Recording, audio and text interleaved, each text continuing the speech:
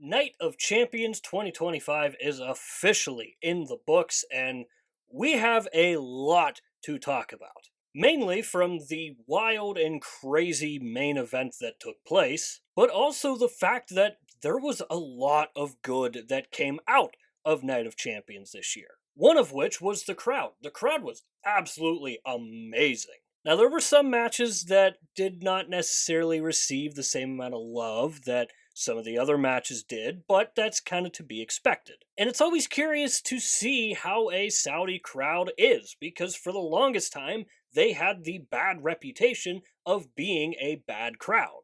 But after Night of Champions today, I think they quickly shut everyone up about that. So, as I said, we have a lot to talk about, so we're going to dive right into the matches and start recapping the show.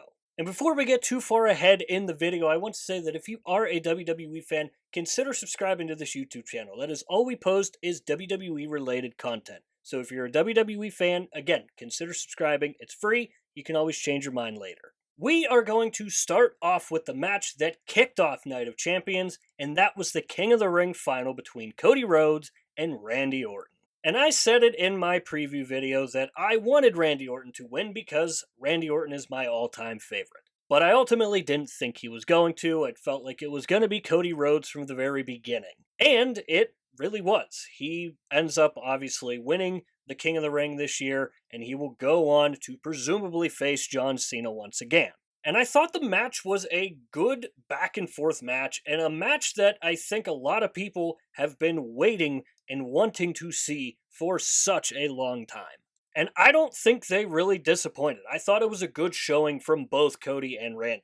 And as this match is going on, it really was kind of feeling like Cody Rhodes was feeling a little bit heelish just by some of the moves he was doing and working on the injured back of Randy Orton. I don't know, like, there were a lot of times throughout the course of this match where I was thinking to myself, that's not typically something we see out of Cody Rhodes, and they made mention about this on commentary. And it was even starting to get to the point where the fans started to boo Cody Rhodes, which sounded so bizarre.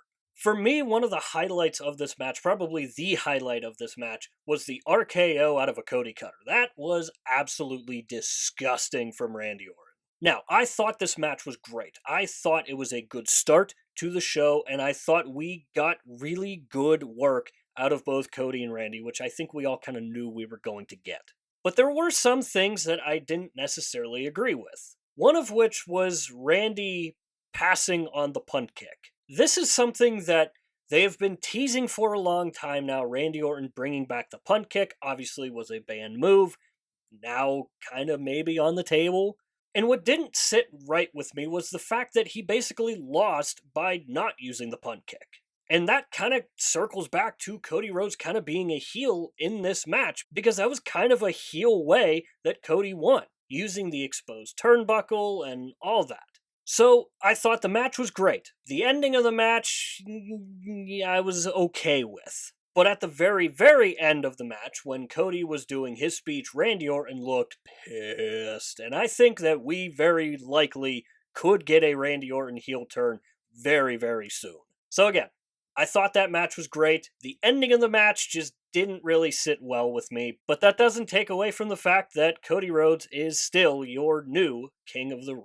Moving on to the street fight between Rhea Ripley and Raquel Rodriguez. And this was, again, another match that I thought was excellent. I thought it was everything that a street fight should be. It was violent, and they used a lot of different weapons. They pretty much used every weapon that you would typically see in a WWE street fight. And I think this match really reminded a lot of people just how good Raquel and Rhea work together.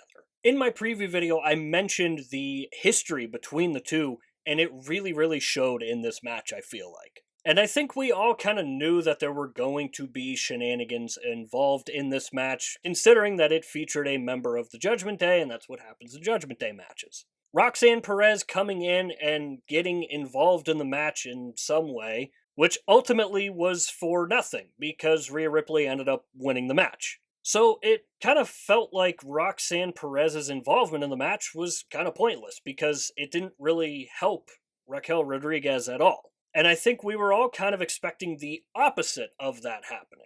Roxanne coming in and possibly helping Raquel Rodriguez win the match or something along those lines. But the fact that they had her come in, interfere in the match, and still lose, I'm not necessarily on board with that part, but that doesn't take away from the match being fantastic and Rhea Ripley winning this match, considering just how freaking over she really is, man. Then that takes us to Sami Zayn versus Karrion Kross, and Karrion Kross finally getting a match, and it just so happens to be on a PLE. And I thought the match itself was okay. It wasn't great, but it wasn't bad.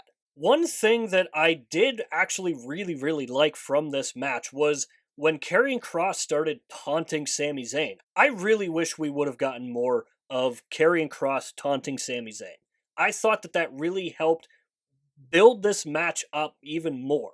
And considering that this match really didn't have a story coming into it, outside of the fact that Karrion has been the devil on Sami Zayn's shoulder for months and months and months now. I thought Karrion Kross was good in this match, but he needed to be great. This was his big opportunity to show WWE that he can be a main player. And I unfortunately just don't really think we got that out of Karrion Kross from this match. So again, I would have liked to seen a little bit more from Karrion Kross. I would have liked the match to be a little bit better than what it was. Again, I'm not saying it was bad, but it was just very okay. That takes us to the United States Championship match between Solo Sikoa and Jacob Fatu.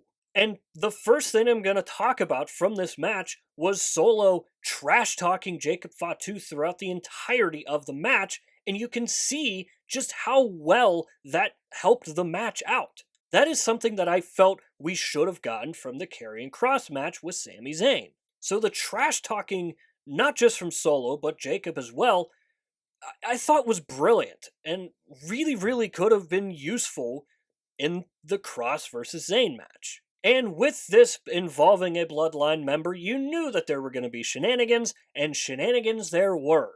Not only did we get the return of Tonga Loa, we also got the debut of Hikaloa. And we get a glimpse of what Solo Sikoa's new Bloodline 4.0, I think now. And something that I haven't mentioned yet is that Solo Sikoa won this match and is your new United States champion. Obviously with the help of Hikaloa and Tonga Loa. And I know a lot of people are going to be mad that Jacob Fatu lost the championship after a semi-short reign.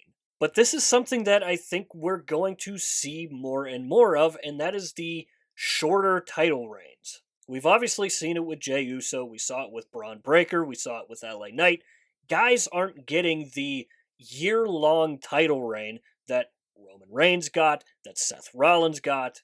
Solo winning the title from Jacob Fatu gives Jacob something to fight for, and him going up against this new Bloodline 4.0 or whatever it is now gives him a good story and him having to overcome this new group. As for the match itself, I thought it was a decent match actually. We got some crazy stuff from Jacob Fatu, and the shenanigans I think really helped. Without those, the match would have been just really meh. So again, Solo Sikoa is your new United States champion, defeating Jacob Fatu. That takes us to the Queen of the Ring finals between Jade Cargill and Asuka. And if you watched Friday Night SmackDown from Saudi Arabia, you would know that Asuka was the heavy favorite coming into this match. And the crowd immediately, when Asuka's music hit, went insane. This crowd wanted to see Asuka win. One thing that I really liked from this match was the kind of power versus technical that they kept doing between Jade and Asuka. Obviously, Jade being the powerhouse in this match, Asuka being the technical wizard that she is. And I thought Asuka looked fantastic throughout the course of this match. Like, she legitimately looked like the Asuka of old. And that is something that is so damn good to see because Asuka has not felt like that in a very long time. So even though she didn't win this match, I still think that big things are on the horizon for Asuka. Now, as for Jade Cargill winning, I think this was something that we knew was happening from a mile away. From the second the bracket was shown, we all kind of knew that it was going to be Jade Cargill's tournament. And that it was, because now she is the Queen of the Ring, and now she gets to go on and get that big moment that she hasn't really necessarily had yet in WWE. I mentioned it in my preview video, but a loss for Asuka does not hurt her at all, especially with the way she's going right now. Again, looking absolutely fantastic in the ring. Her character work, her move set, it's all clicking again for Asuka. So again, a loss here I don't think hurts her at all. I thought she came out of this match looking like the person who should have won. The match itself, I thought, was okay. It wasn't great, it wasn't bad. I thought the ending was really weird and abrupt and just kind of came out of nowhere. Not saying that that took away from the match at all, but I don't think it's going to be something that we're going to look back on and think of very fondly. So, despite the abrupt, weird ending to the match, I thought the match was okay. And I thought Asuka looked fantastic, and I thought Jade looked good. And I'm excited to see what happens next with Jade Cargill being Queen of the Ring, and I'm very, very excited to see what happens next with Asuka. And that takes us to the absolutely wild and insane main event that was John Cena and CM Punk for the Undisputed Championship.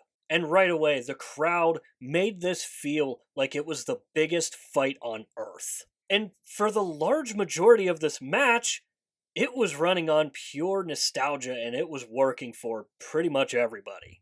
And I like the fact that we got the best of between both John Cena and CM Punk. We got John Cena's 5 moves of doom, we had CM Punk do his best moves. The super crazy close countouts that we got from CM Punk, which were rivaling Roman Reigns' close countouts. And then the shenanigans started, and we went on an absolute roller coaster. We had John Cena almost using the championship once again to his advantage, but almost listening to the fans. And we kind of got a glimpse of the John Cena that we all know. And I'm going to talk about that on a separate video because I think that it deserves to be a video in itself. And then the shenanigans went from relatively tame to out of this world. We obviously had the ref bump, and that was the very start of all of it, because as soon as the ref went out,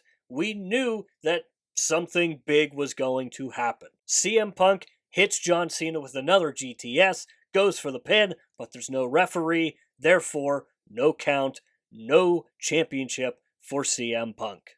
And then the music of Seth Rollins hits, and Mr. Money in the Bank and his band of merry men come marching down to the ring. And then we just kept going even more and more and more ridiculous and crazy. We had Penta come in out of nowhere. We had Sami Zayn come in out of nowhere. We had Charles Robinson get absolutely destroyed by John Cena. Like, I really hope that someone checked on poor Charles because Cena absolutely laid into him.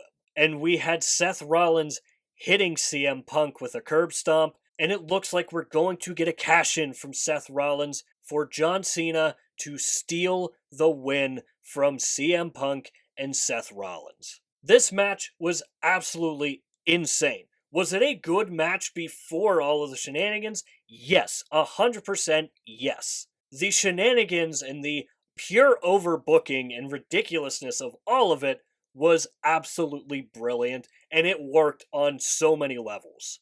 So John Cena retains the Undisputed Championship over CM Punk in a wild, wild end to Night of Champions. So this is where I want to hear from you guys. What did you think of Night of Champions? And let me know what you thought about the results from all the matches. Did you agree with them? Did you not agree with them? Let me know why you agreed or disagreed. Me personally, I had a blast with Night of Champions. I thought the matches, for the most part, were all very good. There was definitely some parts of the show that didn't necessarily drag, but just didn't really make a whole lot of sense. But outside of that, I thought the show was really good. I thought the crowd helped amazingly. And the bad rep that Saudi Arabia fans get should absolutely never be said again because they absolutely tore the house down. That main event was absolutely insane. Like something that you would see on a WrestleMania card. So, as always, let me know that stuff down below in the comments. And while you're down there, swing by the description and click the Linktree link. It is the only link in bio for a reason, and that is because it'll take you to all of the social medias for this channel. And I do suggest going and checking out our X page. Besides YouTube, I am most active over on X. We do updates for Monday Night Raw, Friday Night SmackDown, and the PLEs. Above all else, I want the X page to be a place for wrestling fans to go and talk about wrestling. So let's not kid ourselves. Wrestling is fun to watch on your own, but it's even better when you have people to talk about it with. And if you're like me, you don't have a lot of people to talk to about wrestling. So if you are like me and you're looking for a group of wrestling fans to talk about wrestling with, swing by an upcoming episode of Monday Night Raw, Friday Night SmackDown, one of the upcoming PLEs, join in on the conversation, and maybe it's for you at the end of the day. With all that said and done, that is going to do it for this video here. I hope you enjoyed the video. If you did enjoy it, hit the like button. If you really enjoyed it, hit the subscribe button. Both are free and both really help out the channel a lot. And as always, stay tuned. For more WWE content coming in the future. We'll see you next time.